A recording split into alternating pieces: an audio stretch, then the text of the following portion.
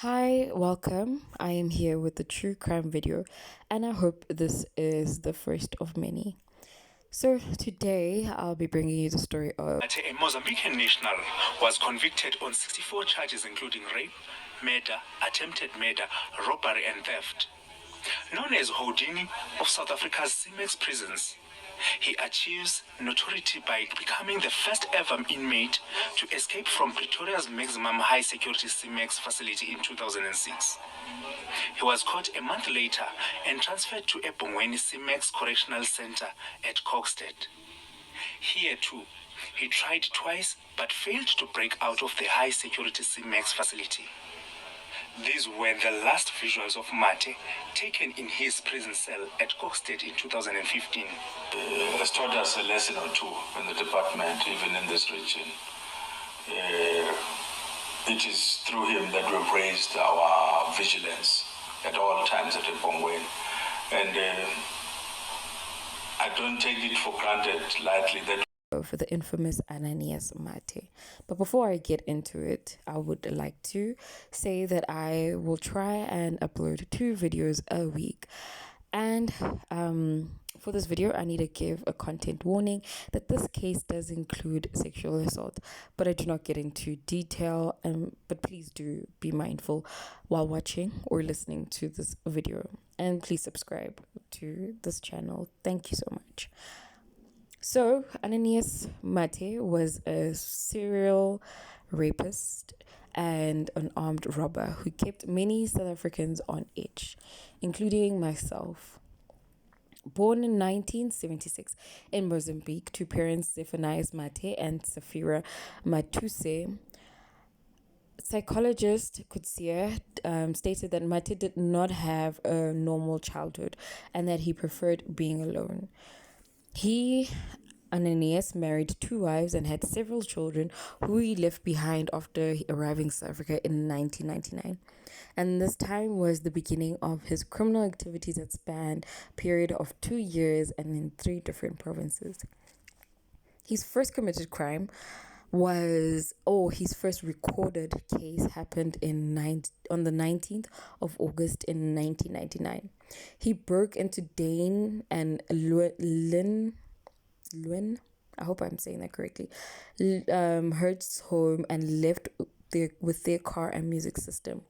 Between 1999 and 2002, he would carry on with breaking into people's homes and violently removing their belongings. He would do so with a gun in one hand and a torch in the other. Until 2002, he specialized in house breakings and theft, but not rape. On the 2nd of December 2002, he broke into the home of Tracy Jacobson Goldblatt. He told her to keep quiet and that he was going to sexually assault her.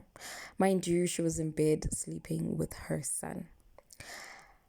So Ananias proceeded to unzip his pants and drop his pants, but while he was doing so, Tracy charged at him.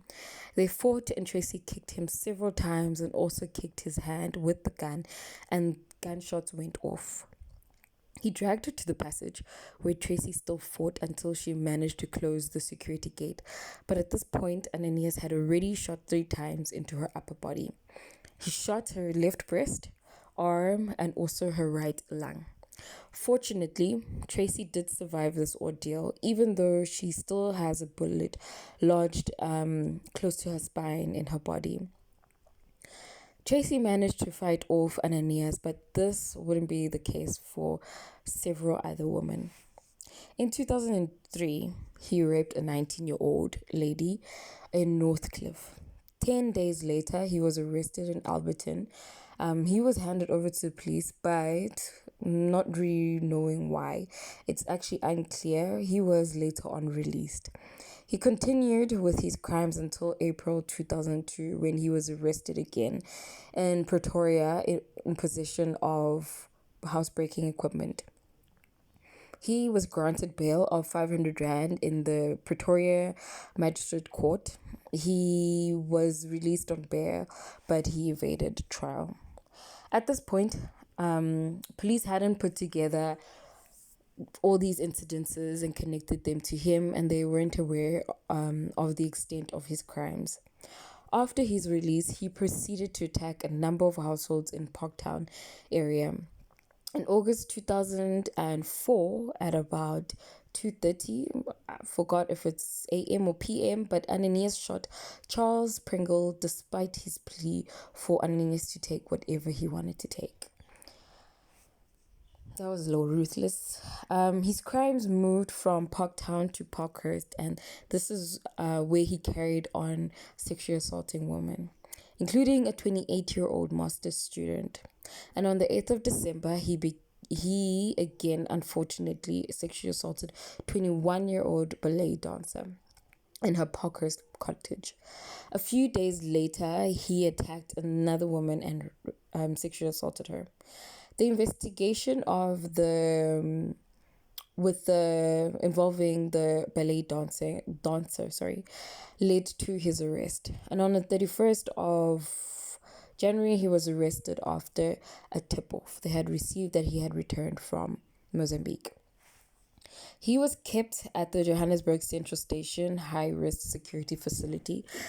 On the 2nd of April 2005, he escaped after only being there for 3 months. When pleading guilty to this offense, he stated that he escaped while the guards were singing happy birthday to a colleague. And it was later on found out that he actually had bribed his way out. So after this escape, he proceeded with his crimes. And this time it included other provinces. He sexually assaulted a lady in Germiston and first forced her boyfriend to watch while he assaulted her. The investigation of this crime led to his rearrest in November 2005, and he was kept in the Pretoria C-Max prison until he escaped again a year later in November 2006. But his escape was actually, there was another escape, an attempted escape, which of course failed in April in that same year of 2006. There are a couple of stories about his arrest and how he got out. I know there's a story that he had smeared himself with Vaseline, and that's how he was able to escape through the prison bars, the bars on the windows. And then the story that he broke the bars and then he used a cloth and hooks to get himself out.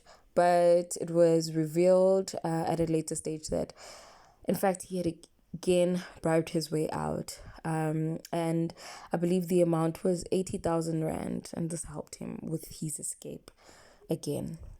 He broke off a pipe in the cells, and he somehow managed to break open the bars, bolt himself with his blankets rope. He managed to get away. On the 4th of December 2006, he robbed Cameron Jean Michael John in Craig Park. And on this day, there was a manhunt for him, and I doubt he actually saw this one coming. He was traced using the car that he had stolen, but he didn't know that the car actually had a tracker. So then he was caught and he was arrested. A judge stated that Ananias strikes him as a hardened criminal, also describing him or his behaviors as vicious and largely abnormal. Also, the psychologist during the case was saying that in Ananias' life, he had never had parents who actually taught him the rules and laws of society and how society works, and that he only had military training where he was taught how to fight and kill people. And I believe he actually ran away from home when he was 12 years old, and I think that's the time he actually joined the military. But Mathe was found guilty of 64 counts, including he was found guilty on 64 counts. These included attempted murder, rape, hijacking, housebreaking, and armed robbery. And he was set to serve 54 years behind bars in 2009. But this was shortened when Ananias died on the 27th of December 2016 at the King Edward's Hospital due to digestive issues. and he was 40 years old at the time of his death. The convicted rapist, murderer, and house robber has died at the King Edward VIII Hospital. A senior prison official in KwaZulu-Natal said Mathe, a Mozambican national, was suffering complications from an apparent digestive issue over the past 3 months. Officials initially thought that Mathe was trying to get to hospital as part of an elaborate escape plot. He has twice tried to break out of the ultra-secure CMAX prison in Kokstad, where he was being held, and had been part of several escapes from other facilities across South Africa. But as Mate's condition deteriorated, he was taken for further medical attention in mid-December. There he underwent surgery and was again taken back to Kokstad. On Christmas Eve, he was admitted again. Mathe was reportedly suffering from severe constipation and could not urinate. Forget to like this video and subscribe to this channel. And thank you so much for watching or listening to this video. Until next time.